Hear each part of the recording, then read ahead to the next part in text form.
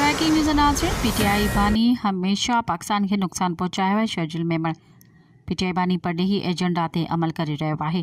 ज़ाती मफ़ादनि पदिरां असांखे मुल्क लाइ सोचणु घुरिजे। शर्जील इनाम मेमण पीटीआई बानी खे किथां भड़कायो वेंदो आहे। नौजवान में जेकॾहिं को वज़ीर आज़म बणिजण जो अहल आहे त उहो बिलावल आहे। ब्रेकिंग न्यूज़ नाज़रीन, जेका हिकु दफ़ो ॿीहर दोहराईंदा हलूं। पीटीआई बानी हमेशा पाकिस्तान खे नुक़सान पहुचायो आहे। पीटीआई बानी परॾेही एजेंडा ते अमल करे रहियो आहे। शर्जील इनाम मेमण ज़ाती मफ़ादनि बदिरां असांखे मुल्क लाइ सोचणु घुरिजे। शर्जील इनाम मेमण जो चवणु आहे त पीटीआई बानी खे किथां भड़कायो वेंदो आहे। नौजवान में जेकॾहिं को वज़ीर आज़म बणिजण जो अहल आहे त उहो बिलावल आहे।